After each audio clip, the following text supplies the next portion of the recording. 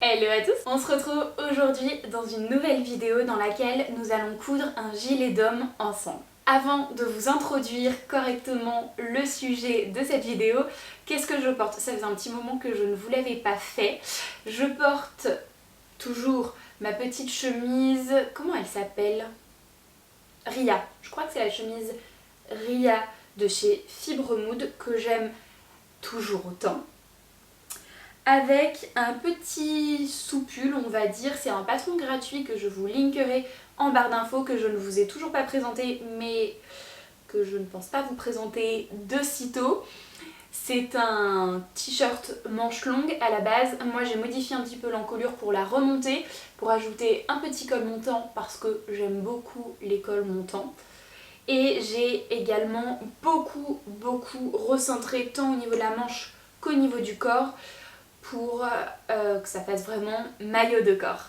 Ceci étant dit, le sujet de la vidéo. Je vais donc réaliser un gilet d'homme pour mon papa. Si vous avez vu la dernière vidéo patron gratuit, je vous présentais un gilet d'homme, je vous disais que ça n'allait pas pour ce que je voulais, donc c'est toujours le cas. Aujourd'hui nous allons donc réaliser un gilet provenant d'un patron Burda. Burda c'est un peu comme une valeur sûre, tant au niveau des tailles qu'au niveau des coupes, et je suis jamais déçue d'eux en fait.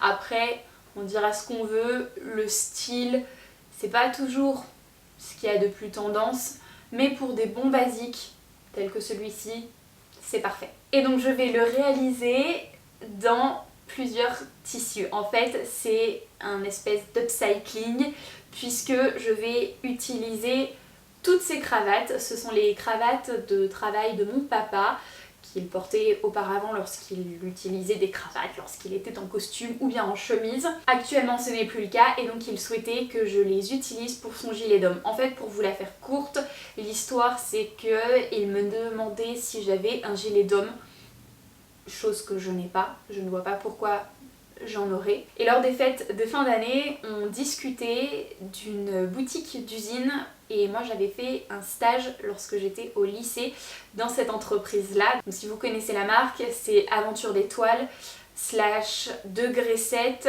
et je crois qu'ils avaient racheté Clayeux, Studio Aventure, etc.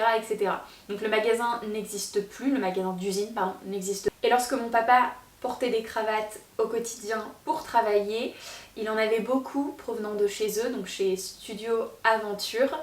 Et donc ce sont des cravates assez funky au niveau du print, puisque vous avez Tintin, vous avez Spirou, vous avez quoi d'autre?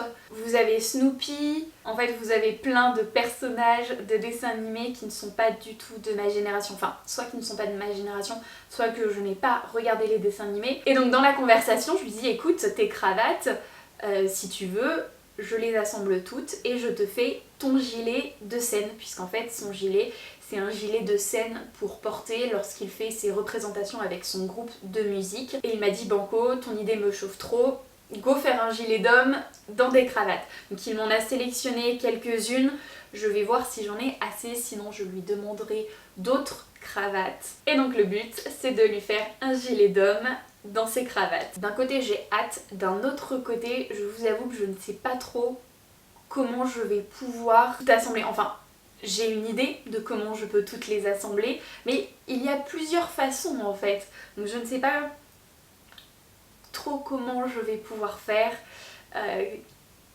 quelle sera la finalité.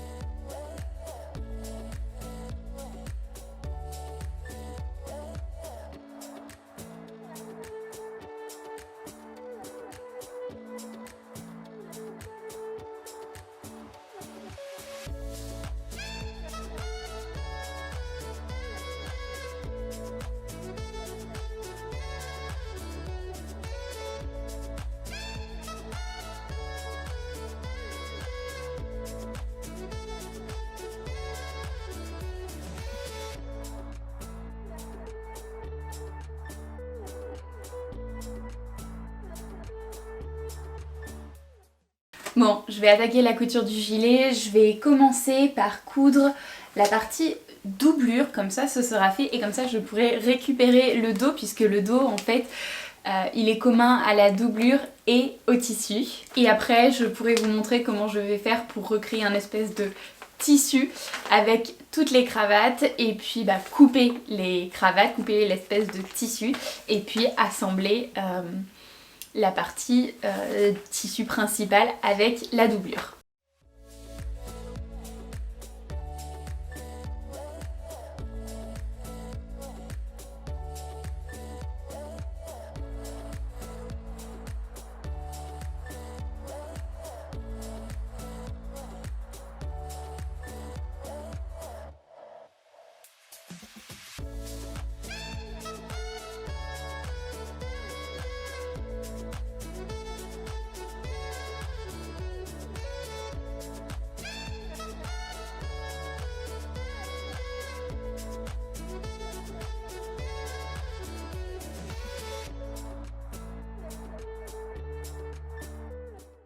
La doublure étant faite, on va pouvoir passer aux cravates.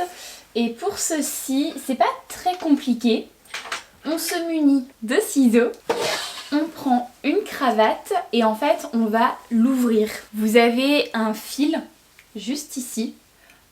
Soit vous arrivez à le tirer et du coup à le casser à un moment donné et tout s'ouvre facilement. Soit sur certaines, vous avez vraiment une piqûre comme ici où à chaque fois en fait vous avez deux petits points qui tous les centimètres à peu près vous avez deux petits points et auquel cas il faut les couper. Bref, vous allez faire ça sur chacune des cravates. Vous allez enlever la partie centrale qui est en tissé mais je ne sais pas vraiment ce que c'est comme matière.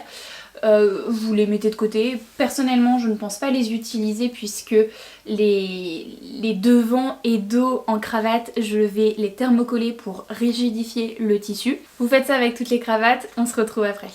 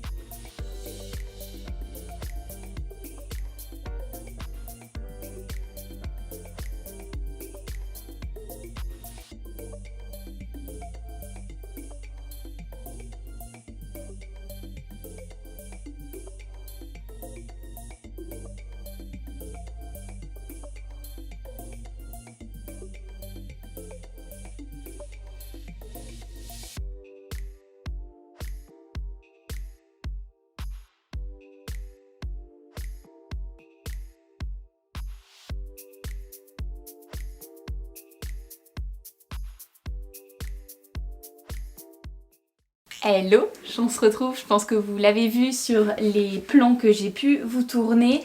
J'ai coupé en fait les cravates de façon à avoir cette forme-ci. Hop. En fait au niveau de la forme on est sur un espèce de long rectangle, plutôt forme trapèze dans le sens où la partie du haut est plus étroite que la partie basse. Il y a à peu près 1,5 cm de différence donc par demi-côté, donc à peu près 3 cm de différence entre le haut et le bas. Et donc j'ai superposé toutes mes cravates pour couper la forme sur toutes les cravates. Et ensuite je les ai toutes cousues ensemble.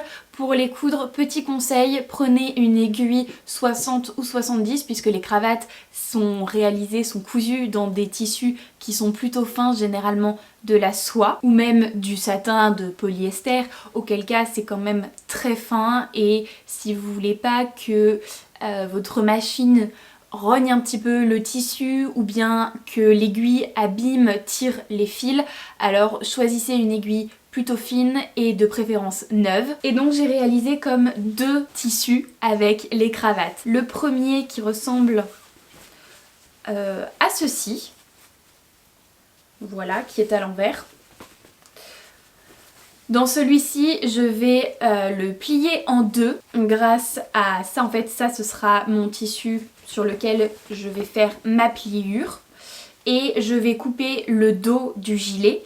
Au niveau des valeurs de couture, je n'ai pas ouvert les coutures.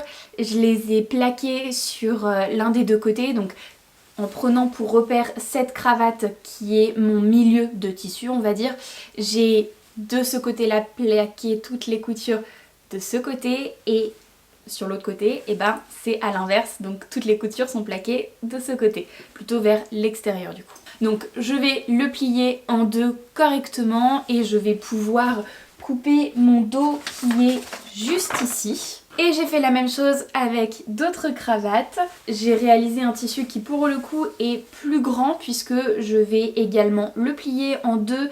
Ma cravate de base qui est celle du milieu on va dire, c'est la noire. Et donc j'ai fait la même chose pour les valeurs de couture.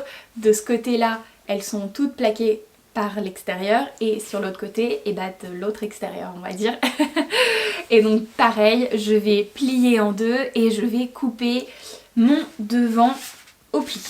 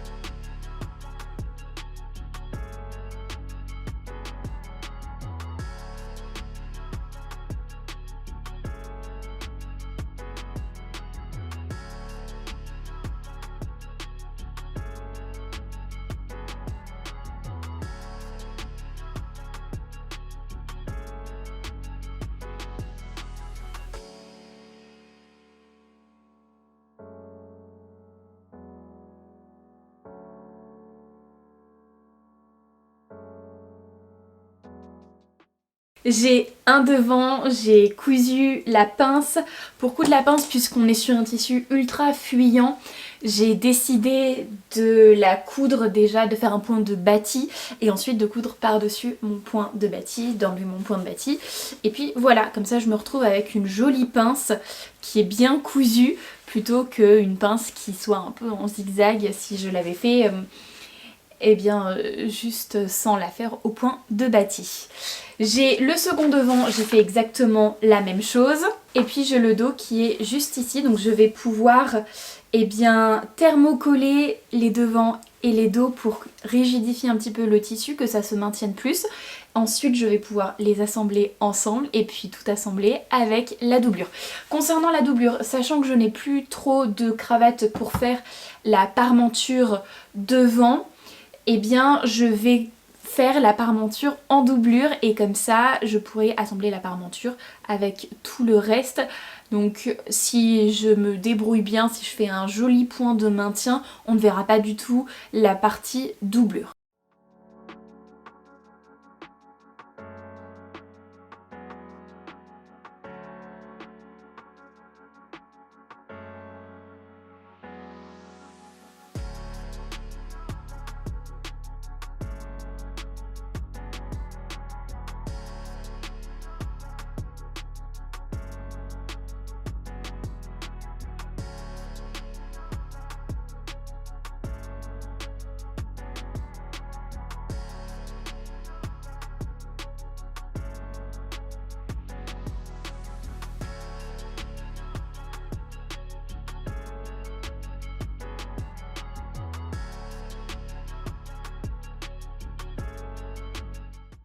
on se retrouve. Alors, au niveau du gilet, où est-ce que j'en suis? Vous avez toute la partie doublure, donc j'ai effectivement coupé la doublure, enfin la partie parmenture devant dans du tissu doublure pour ensuite la coudre avec le reste de la doublure. Et vous avez tout le tissu principal qui est juste ici. Tout a été entièrement thermocollé pour que ce soit plus rigide et que le gilet se tienne mieux. Et j'ai même fait une petite patte à l'arrière. Il faudra que j'achète une petite sangle pour que ce soit une vraie patte. Ce que je vais faire maintenant, c'est que je vais assembler les emmanchures doublure avec les emmanchures tissu. Et puis après, je pourrai assembler toutes les extrémités doublure avec le tissu principal retourné et tout surpiqué.